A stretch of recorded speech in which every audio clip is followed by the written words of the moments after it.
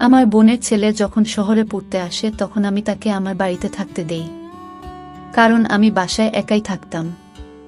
আমার বড় বাইরে ছিল বলে তার সাথে এই ব্যাপারে কথা বললে সে রাজি হয়ে যায়। আমার বোনের ছেলে আমার অনেক খেয়াল রাখত, বাজার থেকে কোনো কিছু আনার প্রয়োজন হলে সে এনে দিত। একদিন হঠাৎ আমি অসুস্থ হয়ে পড়ি।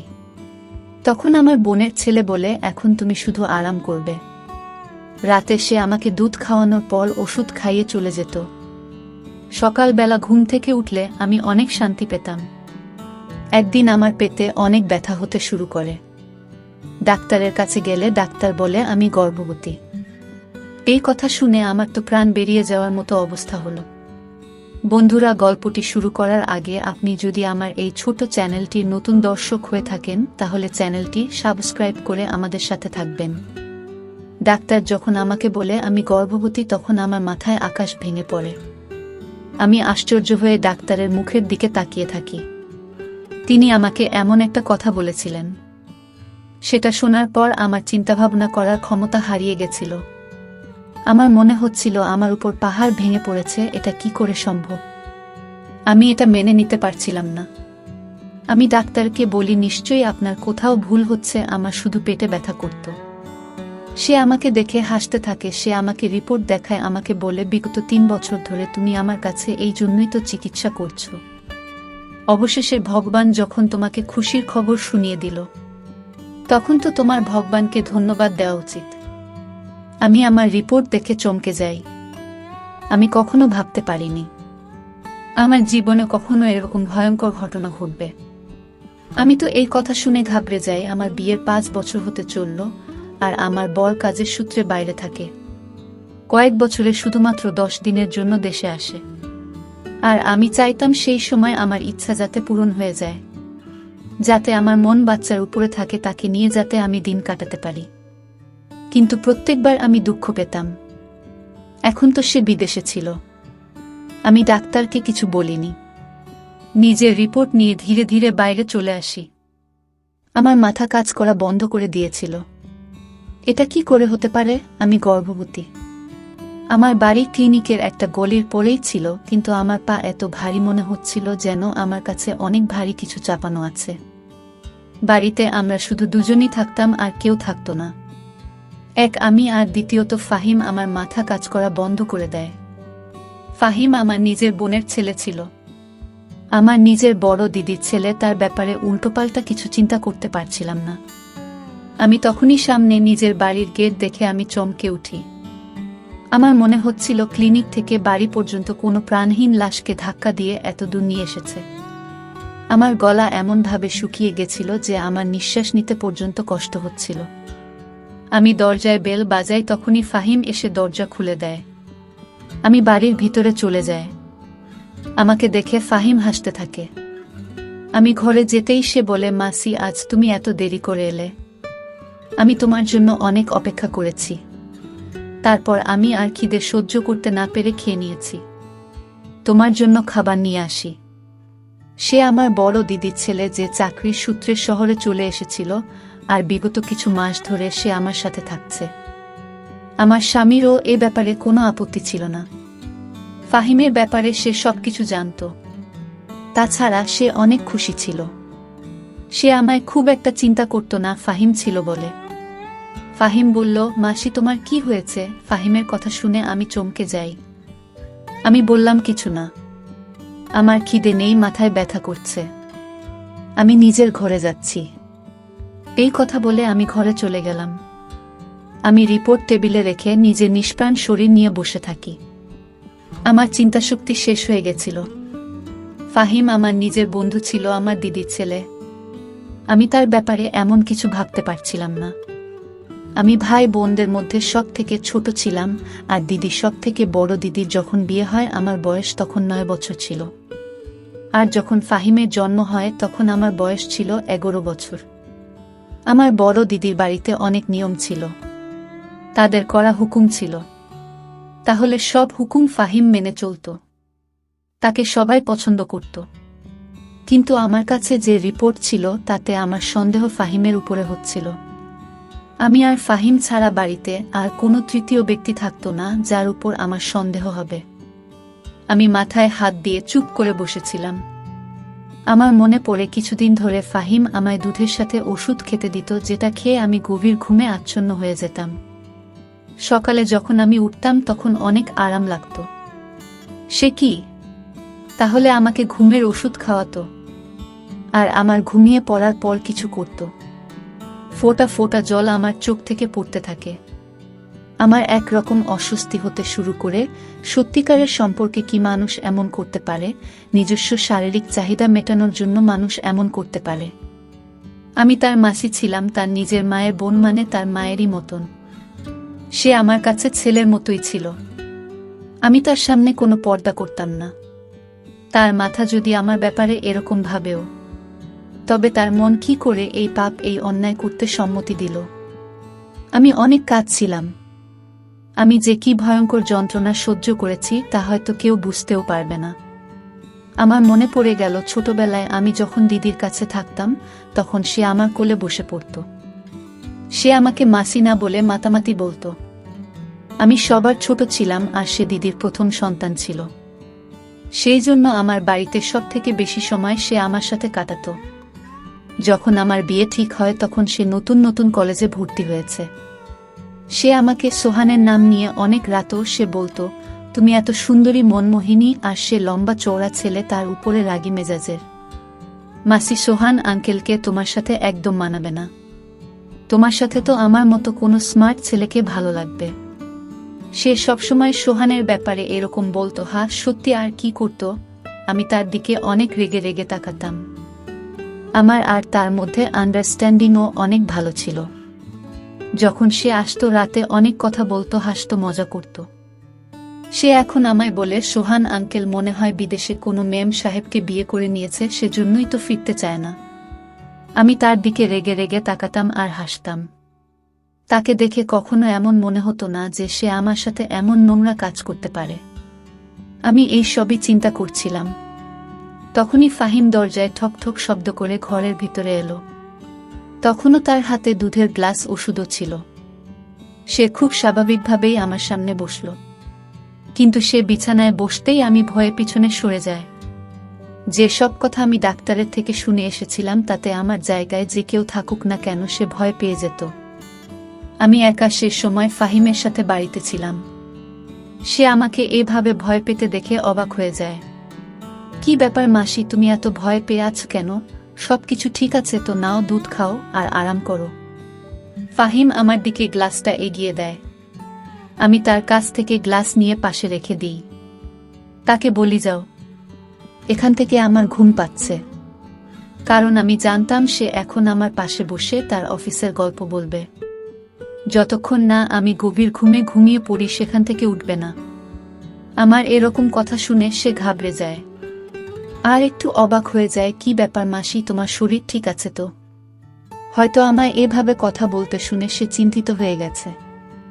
আমার তার উপর আরও রাগ হতে থাকে। কিরকম ভাবে সে আমার সামনে নাটক করছিল, যেন সে অনেক বোকা, বেচারা, কিছু জানে না আর ভীষণ ভালো মানুষ। প্রথমে তো আমার মনে হচ্ছিল যেন তার গায়ের জোরে একটা চড় মারি, তারপর রিপোর্টটা তার সামনে ছুঁড়ে মারি আর বলি, দেখো তোমার সততার প্রমাণ। আর তারপর তাকে বাড়ি থেকে বের করে দেই। আমি তাকে প্রমাণ সমেত ধরতে চাইতাম, না হলে সে অস্বীকার করবে। আমার মাথায় অনেক ব্যথা করছে। আমাকে একদম জাগিও না, আমি ঘুমাতে চাই।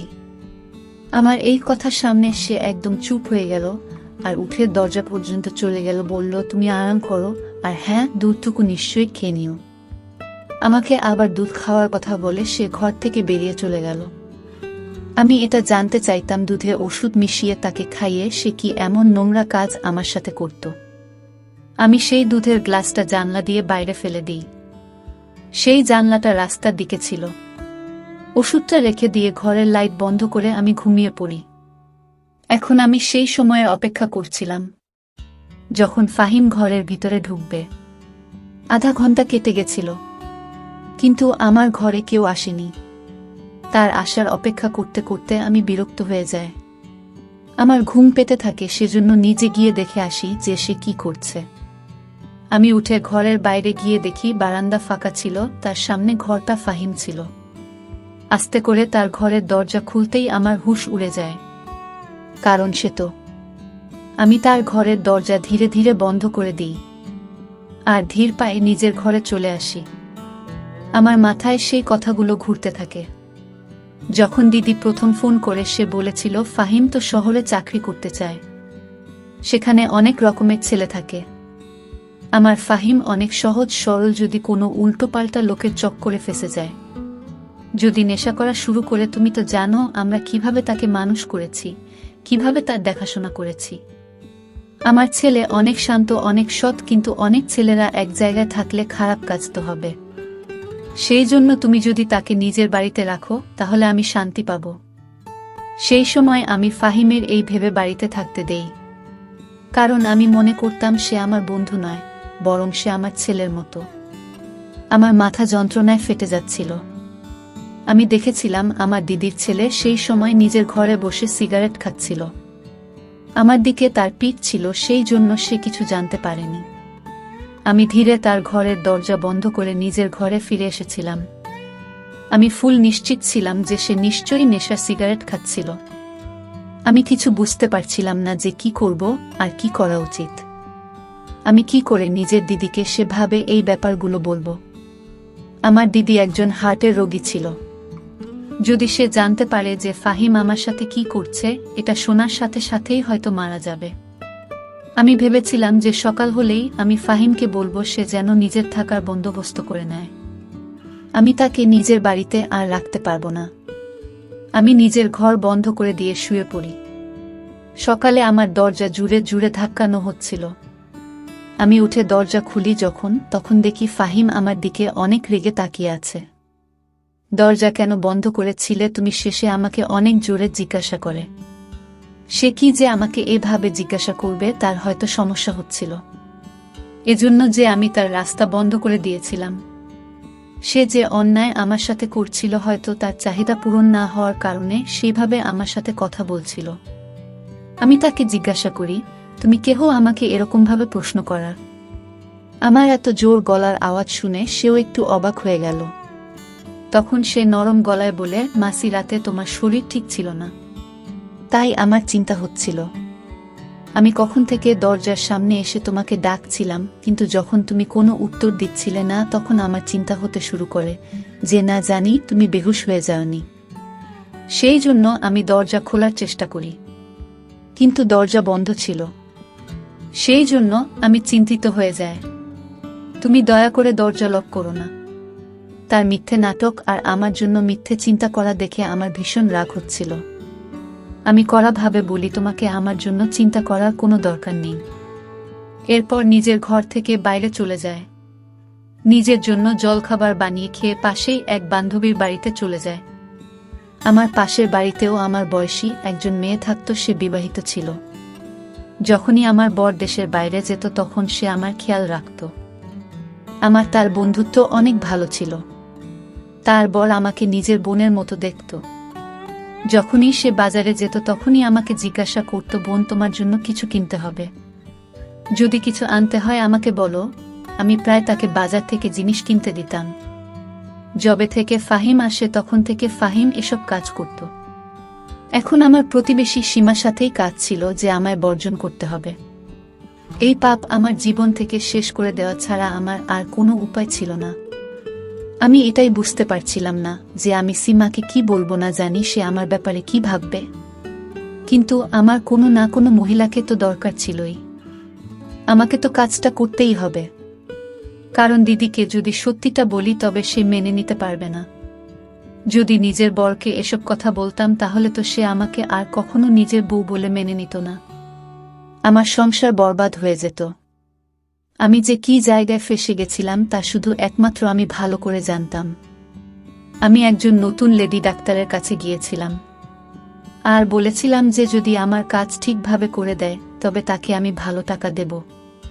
সে মহিলা ডাক্তার রাজি হয়ে যায়, কিন্তু সেই রাতে আমার সাথে কিছুটা এরকম হয় যা দেখে আমি কেঁপে উঠি। আমি রাতে ফিরে ফাহিমকে বলি যে আমি তোমাকে আর নিজের বাড়িতে রাখতে চাই না। সেই জন্য সে যেন 1 সপ্তাহের মধ্যে নিজের থাকার ব্যবস্থা করে নেয়। আমার কথা শুনে সে অবাক হয়ে যায়। মাসি, তুমি এসব কি বলছো? আমি তোমাকে ছেড়ে কোথায় যাব? আমার কোনো ব্যাপার না, আমি কোথাও একটা থেকে যাব, কিন্তু মাসি তুমি একা কি করে থাকবে? ফাহিমের কথা শুনে আমার রাগ হতে শুরু করে। আমি বলি, তুমি আসার আগে আমি একাই থাকতাম। যত তাড়াতাড়ি সম্ভব নিজের জন্য থাকার জায়গা খুঁজে নাও। সে কোনো উত্তর দেয় না, কিন্তু তাকে দেখে চিন্তিত মনে হচ্ছিল। আমি নিজের ঘরে এসে শুয়ে পড়ি। এখন আমি নিজের ঘরের দরজা লক করে রাখতাম। কিছুক্ষণের মধ্যেই আমি ঘুমিয়ে পড়ি। তারপর আমার আর কিছু মনে ছিল না। রাতে যখন চোখ খুলে তখন মনে হচ্ছিল যে আমার পাশে কেউ শুয়ে আছে, কিন্তু আমার ঘরে অনেক অন্ধকার ছিল। এতটাই অন্ধকার ছিল যে আমি সেই মানুষটাকে দেখতে পাচ্ছিলাম না। শুধু এটা মনে হচ্ছিল যে আমার পাশে কেউ শুয়ে আছে। আমি অনেক ভয় পেয়ে গেছিলাম। আমি তাড়াহুড়ো করে কিছু বুঝতে না পেরে চিৎকার করতে থাকি। কিছুক্ষণের মধ্যেই আমার পাশে শুয়ে থাকা মানুষটা উঠে বসে। আমার বিছানা থেকে উঠে যাওয়ার আগেই সেই মানুষ নিজের হাত দিয়ে আমার মুখ চেপে ধরে। এখন তো আমি অনেক চমকে গিয়েছিলাম। আমি নিজেকে বাঁচানোর কোনো কথা চিন্তা করার আগে সে মানুষটা বিছানার পাশে থাকা ল্যাম্প অন করে দেয়। তাকে দেখে তো আমার হুঁশ হারিয়ে যায়। আমার সামনে আমার বর ছিল কখন বাড়ি আসে। সে আমাকে কিছু না জানিয়ে হঠাৎ চলে এসেছিল। সে হাসতে থাকে, বলে তোমাকে সারপ্রাইজ দেওয়ার ছিল। যখন আমি বাড়ি ফিরি তখন ফাহিম দরজা খুলে। সে জানতো আমি এখানে আছি। যখন আমি ঘরে আসি তখন ঘর লক ছিল। তুমি জানো, জানলা দিয়ে আমাকে ভিতরে আসতে হয়েছে। তুমি তো অদ্ভুত। এখানে কি এমন অচেনা ব্যক্তি আছে যে তুমি দরজা লক করেছ? তার কথায় আমি উত্তর দিতাম। সেই সময় আমি মন থেকে অনেক ভেঙে পড়েছিলাম। সেই জন্য সোহানের গলা জড়িয়ে আমি অনেক কাঁদতে থাকি। সে ভেবেছিল যে সে ছিল না বলে আমি উদাস ছিলাম। সেজন্য এভাবে হঠাৎ তাকে সামনে দেখে কেঁদে দিয়েছি। সত্যিটা অন্য কিছু ছিল। আমি জানতাম আমার উপর দিয়ে কি ঝড় বয়ে যাচ্ছে। সে আমাকে সান্ত্বনা দিতে থাকে। সকালে যখন আমি উঠি তখনও সোহান ঘুমাচ্ছিল। আমি অনেক চিন্তিত ছিলাম, আজ আমাকে ডাক্তারের কাছে অ্যাবর্শন করতে যেতে হবে। কিন্তু সোহানের উপস্থিতিতে এটা সম্ভব নয়। আমি এটা ভেবে চিন্তিত ছিলাম যে সোহানের কাছে কি অজুহাত দেবে, কি করে এই কথাটা লুকাবো। আমি চিন্তিত হয়ে বাইরে বসেছিলাম। তখনই ফাহিম রান্নাঘর থেকে বের হয়। সে নিজের ও সকলের জলখাবার বানিয়ে টেবিলে রাখছিল। আমাকে দেখে হাসতে থাকে আর আমাকে জিজ্ঞাসা করে, মাসি মেসোকে এভাবে হঠাৎ দেখার সারপ্রাইজ পেয়ে কেমন লাগছে? আমার তাকে দেখে ঘৃণা হয়। আর তাকে জিজ্ঞাসা করি, তুমি এত নাটকীয় ব্যক্তি কেন? এত ভালো মানুষের অভিনয় কিভাবে করো? তুমি লজ্জা লাগে না তোমার? একদিকে মাসি বলে ডাকো আর অন্যদিকে। আমি এসব দেখে দেখে বিরক্ত হয়ে গেছিলাম। সেই জন্য কোনো কিছু ভাবনা চিন্তা না করেই মুখে যায় এসেছিল আমি বলে দিয়েছিলাম। সে এতটাই মিলছিল। সে তখন আমাকে অবাক হয়ে দেখছিল। আমাকে বলে, মাসি কি বলছো তুমি? আমি তোমার কথা কিছু বুঝতে পারছি না। আমি এমন কি করেছি যার জন্য তুমি আমার সাথে এভাবে কথা বলছো? ফাহিমের কথায় আমি তার দিকে অবাক হয়ে দেখি আর নিজের ঘরে চলে যায়। সোহান তখন ঘুমাচ্ছিল। আলমারি থেকে নিজের রিপোর্ট বের করি আর ঘরের বাইরে চলে আসি। সিহাব টেবিলের পাশে দাঁড়িয়েছিল। আমি সেই রিপোর্ট তার মুখের উপর ছুঁড়ে মারি আর তার মুখের সাথে ধাক্কা লেগে মাটিতে পড়ে যায়। বলি, এটা পড়ো আর নিজের নোংরা মুখ নিয়ে সোহান ওঠার আগে আমার বাড়ি থেকে বিদায় হয়ে যাও। আমি ওকে রেগে রেগে এই কথাগুলো বলি, কারণ আমি চাইতাম না কোনোভাবে সোহান এই কথা জানতে পারুক। ফাহিম রিপোর্টটা মাটি থেকে তুলে খুলে যখনই সে সেই রিপোর্ট পড়ে তখন তার মুখের রং ফিকে হয়ে যায়। তার হুঁশ উড়ে যায়। তার কিছু বলার আগে সোহান বারান্দায় আসছিল। জানি না কিভাবে, কিন্তু সে সোজা ফাহিমের কাছে আসছিল। রিপোর্ট তার হাত থেকে নিয়ে পড়তে শুরু করে। সেটা দেখে তো আমার প্রাণ বেরিয়ে যাওয়ার মতো অবস্থা হয়। আমার সংসার নষ্ট হয়ে যাবে। সোহান তো আমাকে তালাক দিয়ে দেবে। আমার খুব বাজেভাবে মাথা ঘুরে যায় আর আমি পড়ে যাই। যখন আমার হুঁশ আসে তখন দেখি আমি হাসপাতালে আসছি। আমার হাত কাঁপছিল আর সোহান আমার দিকে দেখছিল। ফাহিম ও সেখানে দাঁড়িয়েছিল। আমি সোহানকে দেখে কাঁদতে থাকি। আমি বলি, আমার কোনো দোষ নেই। ফাহিম আমাকে ঘুমের ওষুধ দিত। আমি কিছু জানি না। দোহাই, আমাকে তালাক দিও না। আমি তোমাকে অনেক ভালোবাসি, আমি তোমাকে ছাড়া বাঁচতে পারবো না। আমি বিছানায় শুয়ে তার হাত ধরে তার কাছ থেকে ক্ষমা চাইছিলাম। শেষে আমার হাত ধরে বললে, তুমি চিন্তা করো না, আমি তোমাকে ছাড়ব না। আমি আবার নতুন করে তোমার টেস্ট করিয়েছি, তুমি গর্ভবতী। হয়তো অন্য কারো রিপোর্ট তোমার রিপোর্টের সাথে বদলে গিয়েছিল। না তুমি দোষী, আর না শিহাবের কোনো দোষ আছে। এরকম কিছু নয়, তুমি তার চরিত্রের উপর সন্দেহ করো না। শুধু রিপোর্টও অদল বদল হয়ে গেছিল। এটা একটা ভুল বোঝাবুঝি হয়েছে। ফাহিমের উপর যখন আমার নজর পড়ে তখন সে কাঁদছিল, তার মুখ থেকে কোনো শব্দ বেরোচ্ছিল না। ও শুধু কাঁদছিল। আমাকে দেখে আমার কাছে এলো আর বলল, মাসি, তুমি কি করে ভাবলে যে আমি তোমার সাথে এরকম করতে পারি? আমি আমার মা আর তোমার মধ্যে কখনো কোনো পার্থক্য করিনি। আমি তো কখনো কোনো অচেনা মেয়ের দিকে চোখ তুলে পর্যন্ত তাকাইনি। তুমি তো আমার মায়ের মতো। আমি বললাম, আমি তোমাকে সিগারেট খেতে দেখেছি। সে বলে, আমি নেশা আর সিগারেট কখনো খাই না। হ্যাঁ, কখনো কখনো এমনি সিগারেট খাই। আমি তোমার খেয়াল এই জন্য রাখতাম যে ছোটবেলা থেকে আমি তোমার কোলে পিঠে করে মানুষ হয়েছি, বড় হয়েছি, সেই জন্য। যেভাবে আমি আমার মায়ের খাবার আর ওষুধের খেয়াল রাখতাম, সেভাবেই তোমারও খেয়াল রাখতাম। আমি যদি জানতাম আমার জন্য তোমার অসুবিধা হবে, তাহলে আমি কখনো ওখানে যেতামই না। সে কেঁদে কেঁদে এই কথাগুলো বলছিল। একটা ভুল রিপোর্ট আমাকে লজ্জায় ফেলে দিয়েছিল। আমি নিজের দিদির ছেলের ব্যাপারে কি না ভেবেছিলাম। কিন্তু আমার মাথায় একবারও এই চিন্তা আসেনি যে রিপোর্ট ভুলও হতে পারে। আফসোস, যদি আমি দ্বিতীয়বার আরও একবার টেস্ট করে নিতাম তাহলে এসব কিছু ঘটতো না। বন্ধুরা, আজকের গল্প এখানেই শেষ করছি। যদি আমার গল্পগুলো তোমাদের ভালো লাগে তাহলে একটা লাইক দিয়ে বন্ধুদের সাথে শেয়ার করে দিন। দেখা হবে আগামীকালের নতুন ভিডিওতে। সবাই ভালো থাকবেন। ধন্যবাদ।